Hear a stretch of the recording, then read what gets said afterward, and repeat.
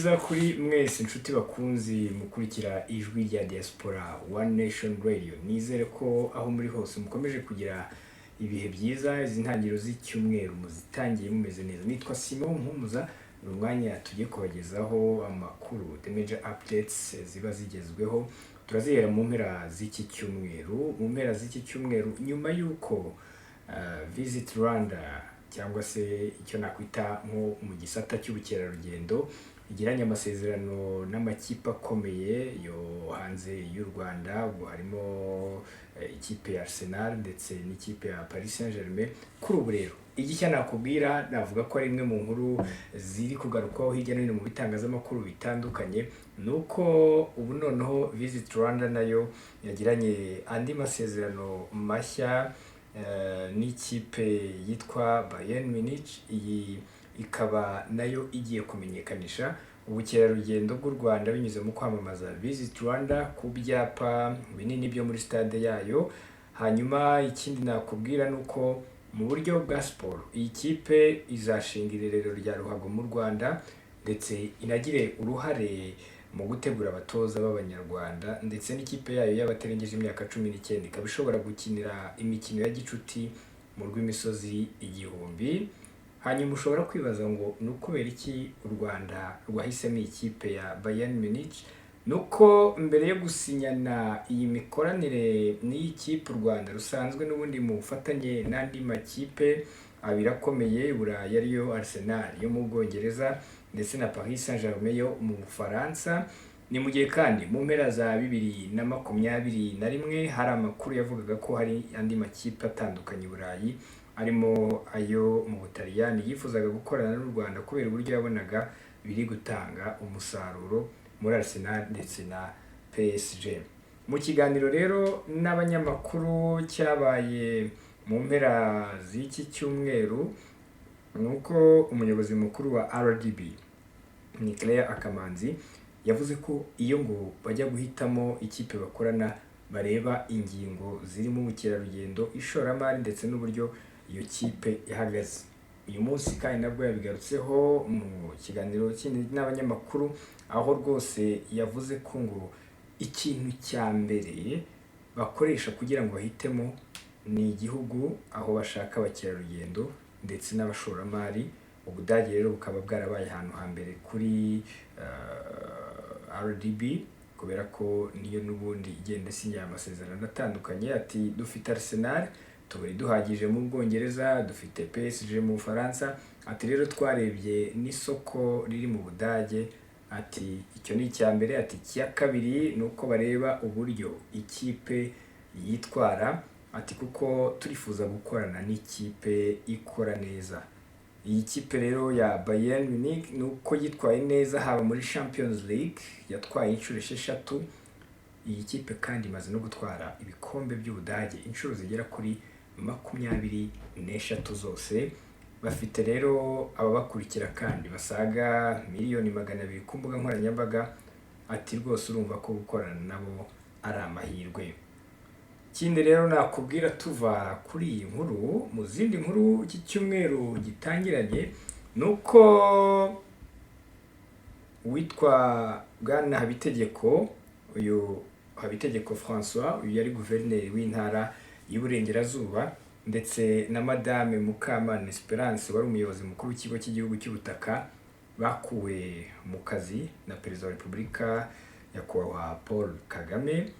Ni itangazo rero ryasohotse rikura aba bombi mu nshingano, ryashyizweho umukono na Minisitiri w'Intebe Dr Ngirente Edouard ku mugoroba wo ku munsi wo kuwa mbere, hari tariki 28 Kanama 2023.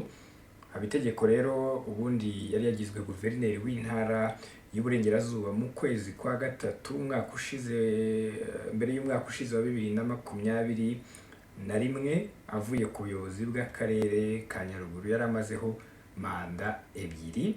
Hanyuma Madame Esperance Mukamana we ni umunyamategeko wari umaze imyaka igera kuri 22 mu mirimo ifite aho ihuriye n'iby'ubutaka mu Rwanda.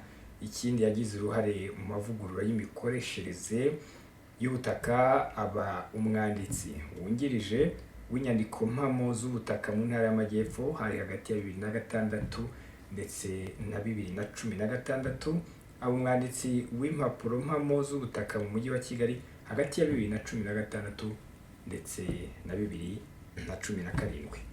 Kugeza ubu rero ikindi nakubwira ni uko kuva muri 2017 kugeza uyu munsi Madame Mukamana yari umuyobozi mukuru w'ikigo cy'igihugu cy'ubutaka ndetse akaba n'umubitsi mukuru w'inyandiko mpamo z'ubutaka.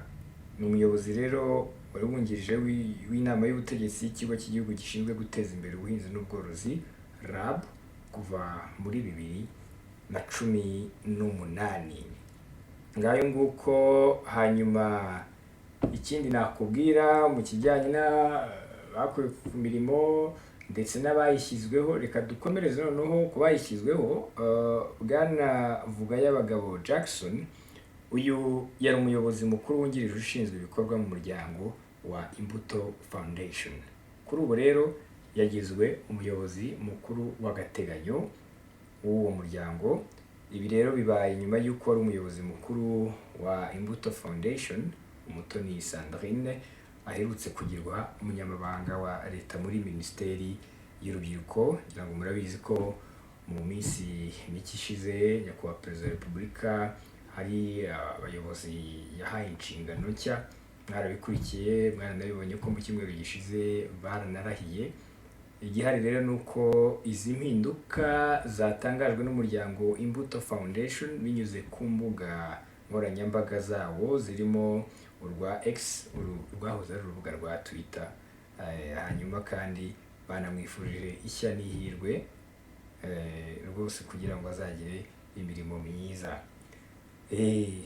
Ngayo nguko. Hanyuma mu zindi nkuru nakubwira ni ikibazo navuga ko kigiye kumara igihe gitangiye kuba kinini, ariko kuri ubu gihari updates zihari. Nuko umunyamabanga wa leta ufite umutekano mu nshingano ze muri guverinoma y'Ubwongereza Suella Braverman yatangaje ko igihugu cye ngo kizakora ibishoboka byose ku buryo gahunda yo kohereza mu Rwanda bimukira izagerwaho kabone nubwo yakwitambikwa n'inkiko. Reka nkubwire ko muri Mata cyangwa se mu kwezi kwa kane muri 2022 Ubwongereza bwari bwasinyanye n'u Rwanda amasezerano agamije kwakira abimukira batujuje ibyangombwa bagafashwa kubibona, abandi bagasubizwa mu bihugu byabo cyangwa bagafashwa gutangira ubuzima i Kigali. Ni gahunda rero ireba abantu bose binjiye mu Bwongereza mu buryo bunyuranyije n'amategeko guhera ku itariki ya 1 Mutarama muri 2022. Iki rero kikaba ari icyemezo guverinoma y'Ubwongereza ivuga ko ishaka kugerageza ikareba niba gitanga umusaruro, kuko ngo bizatuma bamwe mu bashaka kujyayo ku mpamvu zidafatika bacika intege, bikagabanya ikiguzi leta itanga mu kwita ku bimukira binjiye mu buryo bunyuranyije n'amategeko muri iki gihugu. Gusa uyu mwanzuro wabangamiwe n'inkiko zitandukanye zivuga ko ngo udakurikije n'amategeko.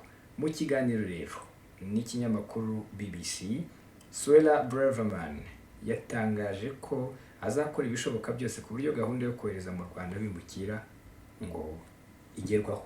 Ikindi, yanenze bikomeye urukiko rw'Uburayi rurengera uburenganzira bwa muntu, arushinja ko rwafashe iki kibazo cy'abimukira n'uburyo Ubwongereza rushaka kugikemura rukabigira impamvu za politiki. Yavuze ko guverinoma y'Ubwongereza ngo yiteguye kwivana mu masezerano ashyiraho uru rukiko rukorera i Strasbourg mu gihe rwaba rwitambitse gahunda yo kohereza abimukira mu Rwanda. Nguko uko bimeze. Hanyuma inkuru twasorezaho, reka nkubwire ko hari abambasaderi bagera kuri 12 bakiriwe na Perezida wa Repubulika, navuga mu gihe gitoya. Nazo navuga ko ari major updates cyangwa se ukwiye kumenya. Ni abambasaderi rero bakiriwe na Perezida Kagame, barimo ambasaderi wa Malta mu Rwanda ufite icyicaro ya Addis Abeba muri Ethiopia, Ronald Mikalev, uyu ni ambasaderi wa Ethiopia mu Rwanda ufite icyicaro i Kigali. Mesfin, uyu ni ambasaderi wa Algeria mu Rwanda ufite icyicaro i Kigali, ariwe Mohamed Mella. Hanyuma hari kandi ambasaderi wa Korea y'Epfo mu Rwanda ufite icyicaro i Kigali, Jiwong Won Jin. Ambasaderi w'Ubudage mu Rwanda ufite icyicaro i Kigali, uyu akaba yitwa Heike Detman. Na ambasaderi wa Pakistan ufite icyicaro i Kigali witwa Naeem Ullah Khan. Abandi ni ambasaderi wa Israel mu Rwanda ufite icyicaro i Kigali witwa Einat Weiss. Ambasaderi wa Repubulika ya Guinea ufite icyicaro i Kigali witwa Somalia Savan. Ambasaderi wa Bahrain mu Rwanda ufite icyicaro i Tunisi. Hanyuma hari Ibrahim Mahmoud Ahmed Abdallah, uyu ni ambasaderi wa Zambia mu Rwanda ufite icyicaro i Dar es Salaam. Ambasaderi wa Zambia mu Rwanda ufite icyicaro i Dar es Salaam yitwa Matthews Jere. Abandi ni ambasaderi wa Eswatini mu Rwanda ufite icyicaro i Maputo. Hanyuma hakaba Mlondi Salomon, ndetse hakaba ambasaderi wa Iran mu Rwanda ufite icyicaro i Kampala witwa Majid Safar. Ibyihutirwa rero kuri ba ambasaderi bashya mu Rwanda, harimo ambasaderi wa Pakistan mu Rwanda. Uyu yavuze ko u Rwanda n'igihugu cye ngo bisanzwe ubundi bifitanye imikoranire n'ubuhahirane, kandi ngo azashyira imbaraga mu kwagura uwo mubano. Ibihugu byombi rero reka nkubwire ko byasinyanye amasezerano y'ubufatanye mu bijyanye n'ubuvuzi n'umutekano, ndetse ambasaderi wa Pakistan mu Rwanda yavuze ko rwose agiye gushyira imbaraga mu gushaka izindi nzego ibihugu byombi byakoranamo, harimo ubucuruzi ndetse n'ishoramari. Ngayo nguko nuko major updates yacu yari ihagaze uyu munsi. Tugerageza kureba inkuru ziba zagarutsweho cyane kugira ngo tubashe kubabwira amakuru ari kuvugwa hirya no hino. Ushobora kuduha igitekerezo cyawe, ushobora kujya aho ngaho hasi muri comments ukaduha igitekerezo cyawe.